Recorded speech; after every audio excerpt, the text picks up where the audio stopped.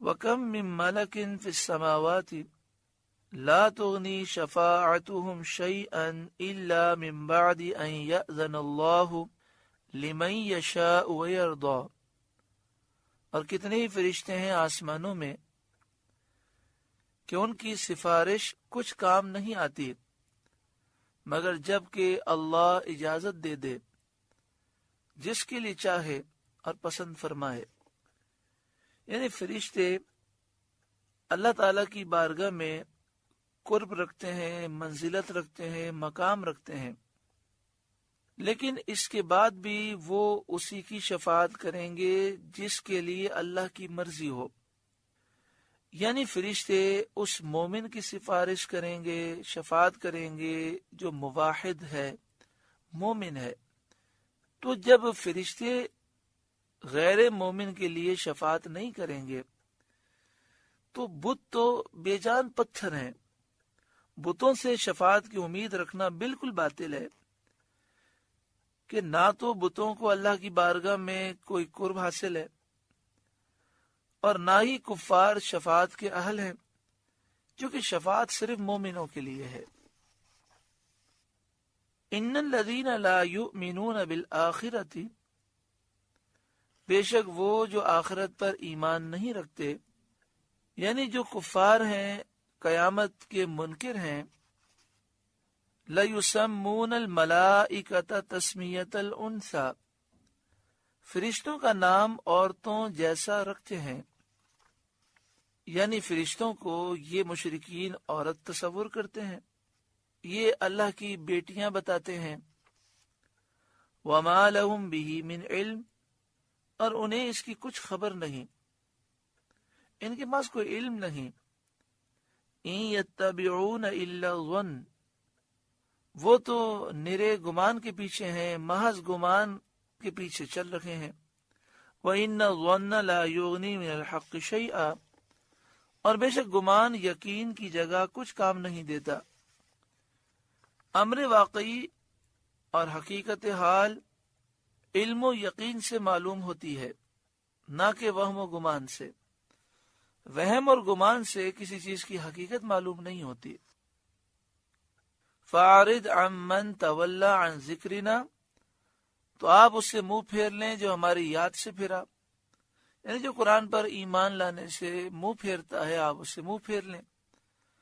وَلَمْ يُرِدْ إِلَّا الْحَيَاةَ الدُّنْيَا، اور اس نے نہ چاہی مگر دنیا کی زندگی، آخرت پر ایمان نہ لایا۔ اگر آخرت پر ایمان لاتا تو آخرت کی وہ طلب کرتا، صرف دنیا ہی دنیا کی فکر ہے۔ ذَلِكَ مَبْلَغُهُم مِّنَ الْعِلْمِ، یہاں تک ان کے علم کی پہنچ ہے، یعنی وہ اس قدر کم عقل اور کم علم ہے کہ ان جاہلوں نے آخرت کے مقابلے میں دنیا کو فوقیت و ترجیح دی۔ یا یہ معنی ہے کہ ان کے علم کی انتہا یہ وہم اور گمان ہے جو انہوں نے باندھ رکھے ہیں کہ معاذ اللہ فرشتے اللہ کی بیٹیاں ہیں، فرشتے ان کی شفاعت کریں گے، تو فرشتے مومنوں کے علاوہ کسی کی شفاعت نہیں کریں گے۔ اور اس وہم باطل پر بھروسہ کر کے انہوں نے ایمان اور قرآن کی پرواہ نہ کی۔ ان ربک هو اعلم بمن ضل عن سبیلہ، بے شک تمہارا رب خوب جانتا ہے جو اس کی راہ سے بہکا۔ وهو اعلم بمن اهتدى، اور وہ خوب جانتا ہے جس نے راہ پائی۔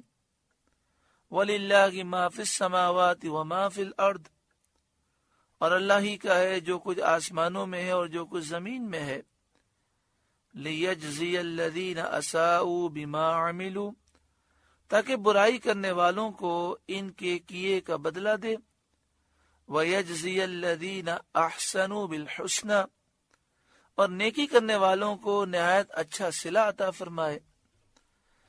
الذین یجتنبون کبائر الاسم والفواحش،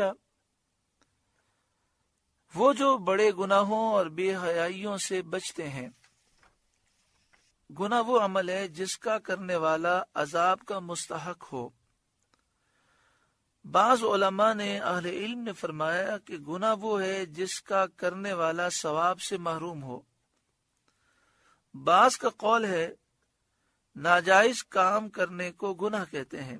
بہرحال گناہ کی دو قسمیں ہیں، صغیرہ اور کبیرہ۔ کبیرہ وہ جس کا عذاب سخت ہو۔ بعض علماء نے فرمایا صغیرہ وہ جس پر وعید نہ ہو، کبیرہ وہ جس پر وعید ہو، اور بے حیائی وہ جس پر حد ہو۔ جیسے زنا کی حد ہے کہ شادی شدہ یہ کام کرے تو پتھر مارے جائیں، ہلاک کیا جائے، غیر شادی شدہ کرے تو 100 کوڑے مارے جائیں۔ تو فرمایا کہ نیک وہ لوگ ہیں، متقی وہ لوگ ہیں کہ جو کبیرہ گناہ سے اور بے حیائی کے کاموں سے بچتے ہیں۔ یہ بات یاد رکھیں کہ جب کوئی کبیرہ گناہ سے بچتا ہے اور صغیرہ گناہ بے خیالی میں ہو جاتے ہیں یا کسی اور وجہ سے ہو جاتے ہیں، تو کبیرہ گناہ سے بچنا اتنی بڑی نیکی ہے کہ اس کی برکت سے صغیرہ گناہ معاف ہو جاتے ہیں۔ مگر کسی گناہ کو چھوٹا سمجھ کر، حقیر سمجھ کر کرنا، یہ گناہ کو کبیرہ بنا دیتا ہے۔ الا اللمم، مگر اتنا کہ گناہ کے پاس گئے اور رک گئے۔ یہ اللہ کے نیک بندے ہیں، گناہ سے بچتے ہیں۔ ہاں اتنا ہوتا ہے کبھی گناہ کے قریب ہو جاتے ہیں لیکن فوراً رک جاتے ہیں، ہوش آ جاتا ہے۔ تو اگر اتنی غلطی ہوئی ہے تو چونکہ یہ کبیرہ گناہوں سے بچے ہیں، اس کی برکت سے وہ معاف ہو جائے گی غلطی۔ ان ربک واسع المغفرہ، بے شک تمہارے رب کی مغفرت وسیع ہے۔ هو اعلم بکم، وہ تمہیں خوب جانتا ہے۔ یہ آیت ان لوگوں کے حق میں نازل ہوئی جو نیکیاں کرتے تھے اور اپنے عملوں کی تعریف کرتے تھے اور کہتے تھے ہماری نمازیں، ہمارے روزے، ہمارے حج۔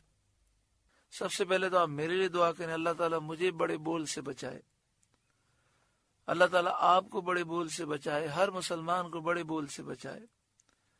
اگر ہم کوئی نیکی کرتے ہیں یا کوئی ہم میں کمال ہے تو یہ ہمارا کچھ ہے ہی نہیں۔ ہم پانی کا ایک بے قدر قطرہ ہیں۔ اس پانی کے قطرے کو اللہ نے زندگی دی، سب اللہ نے دیا، وہ جب چاہے لے لے۔ بڑے بڑے عقل مند اچانک سے پاگل ہو جاتے ہیں۔ تو اس میں کس بات پر انسان فخر کرے، غرور کرے، تکبر کرے یا اپنی طرف نسبت کرے؟ وَلَهُ الْكِبْرِيَاءُ فِي السَّمَاوَاتِ وَالْأَرْضِ، آسمان و زمین میں بڑائی صرف اللہ کے لیے ہے۔ دعا کریں اللہ تعالیٰ مجھے بھی، آپ کو بھی غرور، تکبر سے، عجب سے، ریاکاری، دکھلاوے سے، ہر ظاہری باطنی بیماریوں سے، برائیوں سے، عیوب سے ہمیشہ کے لیے نجات عطا فرمائے۔ هو اعلم بکم، وہ تمہیں خوب جانتا ہے۔ اذ انشأکم من الارض، تمہیں مٹی سے پیدا کیا، جب اس نے تمہیں مٹی سے پیدا کیا۔ وَإِذْ أَنْتُمْ أَجِنَّةٌ فِي بُطُونِ أُمَّهَاتِكُمْ، اور جب تم اپنی ماؤں کے پیٹ میں حمل تھے، جب تم پانی کا قطرہ تھے تب بھی اللہ جانتا ہے، پھر تمہارے سارے مراحل کو اللہ جانتا ہے، اس وقت تم موجود ہو وہ بھی اللہ جانتا ہے، آگے کیا ہوگا وہ بھی اللہ جانتا ہے۔ اللہ کا علم ازلی، ابدی، قدیم، ہمیشہ سے ہے، ہمیشہ رہے گا۔ فلا تزکوا انفسکم، تو تم اپنی جانوں کو ستھرا نہ بتاؤ، اپنی تعریفیں نہ کرو، یعنی فخر کرنے کے لیے تفاخراً اپنی نیکیوں کی تعریف نہ کرو، کیونکہ اللہ تعالیٰ اپنے بندوں کے حالات کا خود جاننے والا ہے۔ وہ ان کی ابتدا ہستی سے آخر ایام کے جملہ احوال جانتا ہے۔ وہ تمہاری پیدائش سے لے کر موت تک اور اس کے بعد کیا ہوگا سب جانتا ہے۔ اس آیت میں ریا، دکھلاوا، خود نمائی، خود سرائی کی ممانعت فرمائی گئی۔ ریا کسے کہتے ہیں؟ انسان دل میں یہ تمنا کرے کہ لوگ میری واہ واہ کریں، مقصد یہ ہو کہ میں لوگوں کی نگاہوں میں اچھا بن جاؤں۔ تو جو عمل اس لیے ہو کہ لوگ مجھے اچھا سمجھیں، میری واہ واہ کریں، میری تعریف کریں، جو عمل لوگوں کو دکھانے کے لیے ہو وہ ریاکاری ہے۔ لیکن اس کا یہ مطلب نہیں کہ جو کام لوگوں کے سامنے ہو وہ ریاکاری ہے۔ اگر کام لوگوں کے سامنے کیا جا رہا ہے لیکن محض نیت یہ ہے کہ اللہ دیکھے تو کوئی حرج نہیں۔ حضرت عثمان غنی رضی اللہ تعالیٰ عنہ نے مسجد نبوی شریف میں مسلمانوں کے سامنے، صحابہ کرام کے سامنے چندہ دیا۔ انسان کام چھپ کے کرے یا سب کے سامنے کرے، نیت یہ ہو کہ میرا رب دیکھ رہا ہے، میرا رب دیکھے، یہی کافی ہے۔ اگر اللہ تعالیٰ کی نعمت کے اعتراف میں ذکر کرے کہ اللہ نے مجھے یہ نعمت دی، یا عبادت پر خوشی کے اظہار کے لیے نیت کرے، یا اللہ تعالیٰ کا شکر ادا کرنے کے لیے نیکیوں کا ذکر کرے، تو یہ جائز ہے۔